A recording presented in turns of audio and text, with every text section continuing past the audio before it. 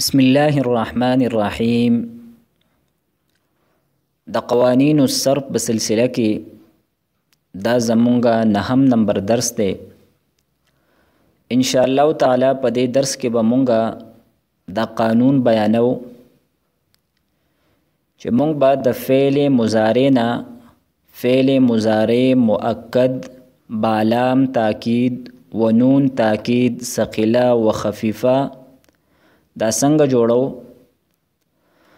او تدې سره سره به مونږه دا خبرم ذکر کو چې مونږ به د فعل مضارع نه فعل امر مؤکد بانون تاکید ثقيله و خفيفه او فعل نهي مؤکد بانون تاکید ثقيله و خفيفه څنګه جوړو.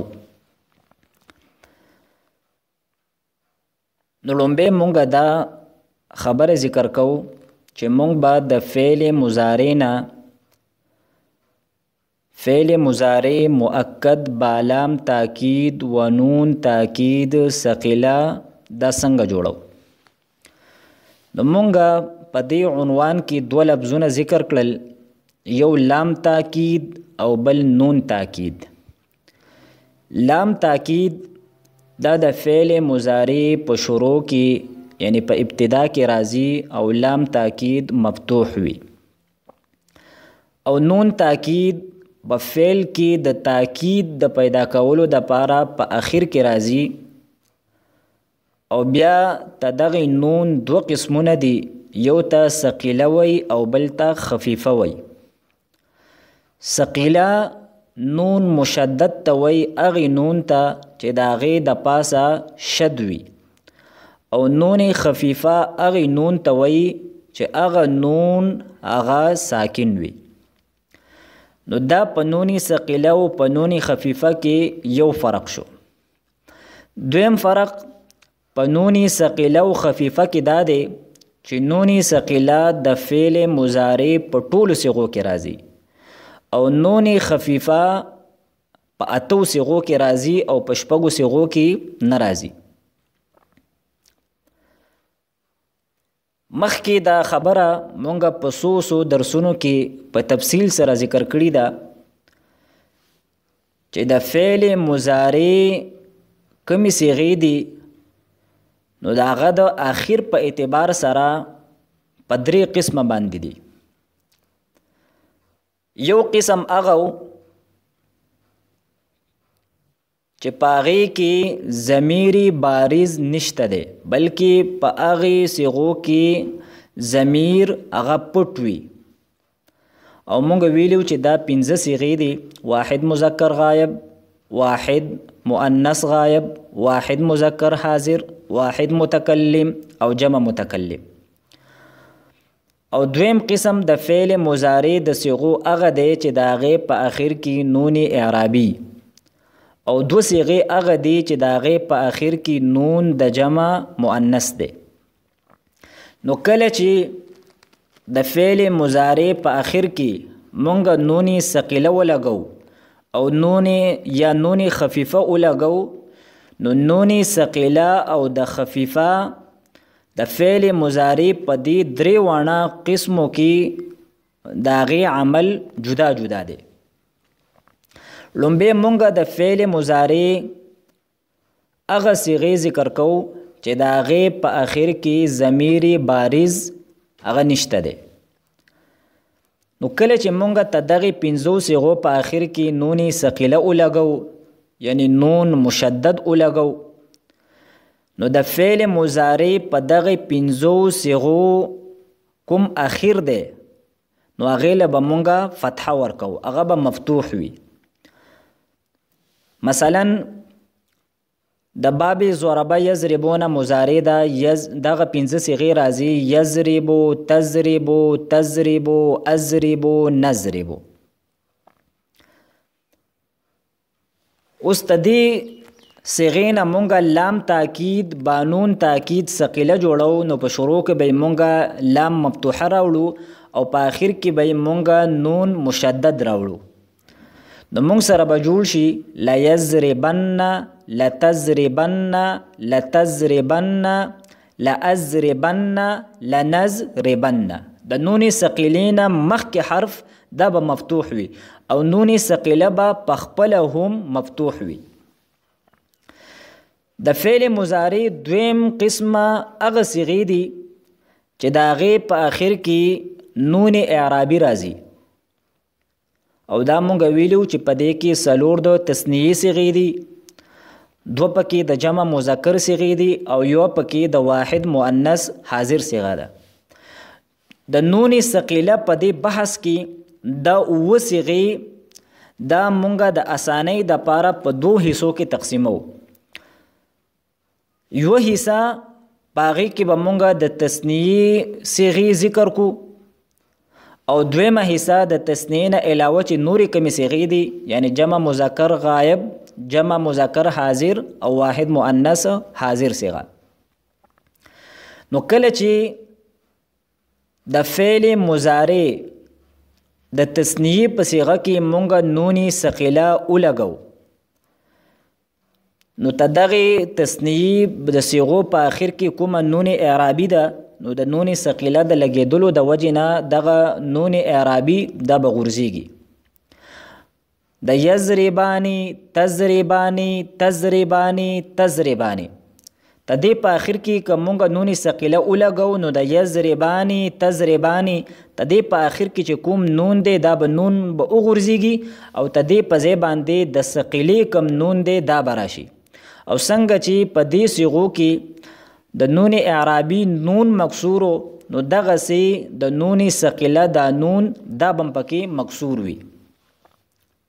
نو موږ سره به جوړ شي لیضربانې لتضربانې لتضربانې لتضربانې. نو په دې د تثنیې په صیغه کې چې کله مونږ نون ثقیله ولګو نو په آخر کې صرف یو عمل کوي یعنی نون اعرابي غورځي. اوس دویم نمبر کمې صیغې دي د نون اعرابي او هغه درې صیغې دي یضربونه یعنی جمع مذکر غایب، جمع مذکر حاضر، واحد مؤنث حاضر صیغه. نو په دې کې تفصیل دا دی که د دې په آخر کې مونږ نون ثقیله ولګو نو څنګه چې نون ثقیله د تثنیې د صیغو نه یې نون اعرابي غورځولې وه نو د دې دریو صیغو د آخر نه هم نون اعرابي غورځوي. البته که په دې صیغو کې واو مده وه یا یای مده وه، واو مده د جمع مذکر غایب او د جمع مذکر حاضر په صیغه کې راځي او یای مده د واحد مؤنث حاضر په صیغه کې راځي او واو مده دې ته ویل کېږي چې د واو ساکن نه په مخکې حرف باندې پیش وي او یای مده دې ته ویل کېږي چې د یا ساکن نه په مخکې حرف باندې زیر وي. نو که د نون اعرابي د غورځېدلو نه بعد واو مده وه یا یای مده وه نو مونږ به دغه واو مدم غورځو او دا یای مدې دا کوم یا ده دا یا به م غورځو. مثلا یضربونه تضربونه د دې په آخر کې مونږ نون ثقیله ولګوله نو د یضربونه کې چې کوم نون دی او د تضربونه په آخر کې چې کوم نون دی نو دا دواړه نونونه دا به وغورځېږي. نو اوس که مونږ وګورو نو په یضربو پاتې شو او تضربو او دا دواړه واو مدی دي یعنی دا واو ساکن نه مخکې پیش دی لہذا دا واوونه دا به غورځېږي ځکه چې د دې په منځ کې التقا د ساکنینو راځي. نو د یضربونه نه مونږ سره جوړ شو لیضربن او د تضربون نه مونږ سره جوړ شو لتضربن. البته که د نون اعرابي د غورځېدلو نه بعد واو مده په دې دو صیغو کې نه وه بلکې واو لین جوړېدو او واو لین هغې ته ویلی کېږي چې د واو ساکن نه په مخکې حرف باندې فتحه وي نو بیا به مونږ دغه واو نه غورځو بلکې دغې واو له به مونږ بیا ضمه ورکو او دا صورتونه دا به مونږ ته د ناقص او د لفیب کوم ګردانونه دي په هغې کې په مخه باندې راځي او دا خبرې به مونږ له هلته ډېره زیاته فایده راکوي. مثلا د دعا یدعونا د مضارع مجهول گردان دی. یدعا یدعیانی یدعونا دا د جمع مذکر غایب صیغه ده او د جمع مذکر حاضر صیغه ده تدعونا. اوس مونږ ته دینا فعل مضارع مؤکد بالام و نون تاکید ثقیله جوړو.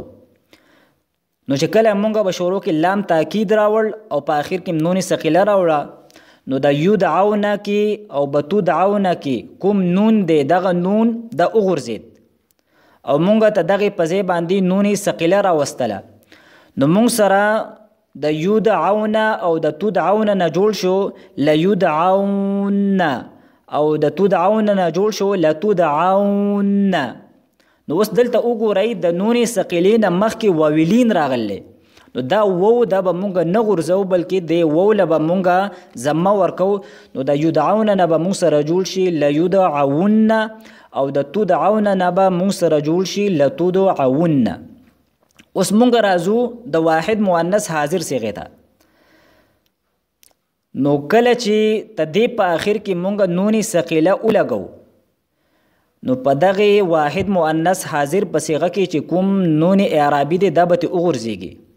نو د توزو د تزریبین نه مونږ سره جوړ شو تزریبین. نون اعرابي مونږ وغورځوله او د هغې په ځای باندې مونږ نون ثقیله ولګوله. نو اوس دلته د نون ثقیله کم نون دی یعنی نون ساکن نون مشدد دا په اصل کې دو نونونه دي. یو نون پکې ساکن دی او بل متحرک دی. نو دغه نون او د یای مدې په منځ کې التقا د ساکنین وراله نو دغه یای مده مونږ وغورځوله. نو د تزریبین نه مونږ سره جوړ شو لتزریبن. نون اعرابي مونږ وغورځوله او یای مده وغورځوله. البته که په دې صیغه کې د یای لین صورت جوړېدو یعنی یای مده نه وه بلکې د یا ساکن نه په مخکې حرف باندې فتحه وه نو بیا به مونږ دغه یا نه غورځو بلکې دغه یا له به مونږ کسره ورکو او دا صورت هم په دغه گردان کې یدعا یدعیان یدعونا. د دې نه د واحد مؤنث حاضر صیغه راځي تدعینا تدعینا. نو چې کله مونږ ته دې په آخر کې نون ثقیله ولګوله نو د هغې د وجې نه نون اعرابي وغورځېدله. نو د نون اعرابي د غورځېدلو نه بعد ته دې په آخر کې یایلین دی یا ساکن دی او مخکې حرف باندې فتحه ده لہذا دغه یا له مونږ کسره ورکړه. نو د تدعین نه مونږ سره جوړ شو لتدعین. اوس مونږ سره دوه نورې صیغې پاتې دي جمع مؤنث غایب او د جمع مؤنث حاضر. او مونږ دا خبره ذکر کړې وه چې ته دې په دې آخر کې کوم نون دی نو دا نون دا د جمع مؤنث دی او دغه نون دا مبني دی. اوس ته دې په آخر کې مونږ نون ثقیله لګو نو مونږ سره د یضرب نه جوړ شو لیضربنن او د تضریب نه مونږ سره جوړ شو لتضریبنن. اوس دلته درې نونونه جمع شول دو د ثقیلي نونونه او یو نون د جمع مؤنث. او د عرب کم اهل عرب دي نو هغوی د درې نونونو اجتماع دا ښه نه ګڼي بلکې د هغوی په نزدیک باندې دا ناپسندیده دي. لہذا هغوی ته دغې نون ثقیله او د نون جمع مؤنث ته دې په منځ کې الف راوړي. د مونږ سره د یضرب نه جوړ شو لیضربنان او د تضریب نه مونږ سره جوړ شو لتضربنان. نو حاصل او خلاصه مونږ سره دا راوتله چې د فعل مضارع نه کله مونږ مؤکد بانون تاکید ثقیله جوړو نو په اتو صیغو کې به نون ثقیله د پخپله مفتوحه وي. په اتو صیغو کې به نون ثقیله دا مفتوحه وي.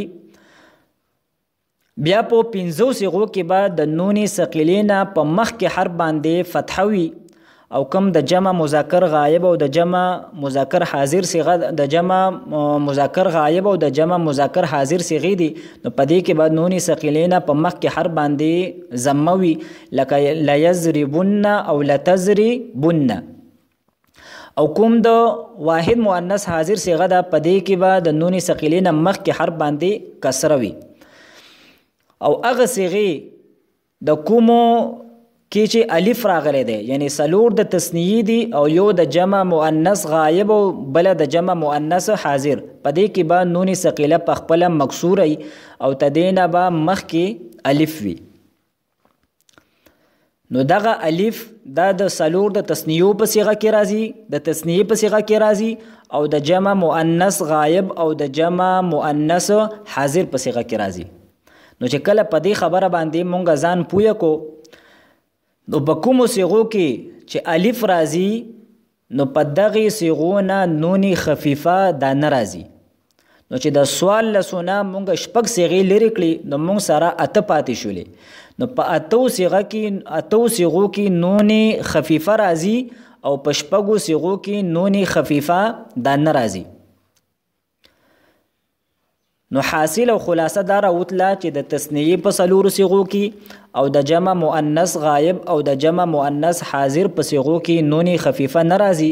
او تدې نه علاوه چې کومې صیغې دي د واحد مذکر غایب، جمع مذکر غایب، واحد مؤنث غایب او واحد مذکر حاضر، جمع مذکر حاضر، واحد مؤنث حاضر او واحد متکلم او جمع متکلم، په دې اتو صیغو کې به نون خفیفه راځي.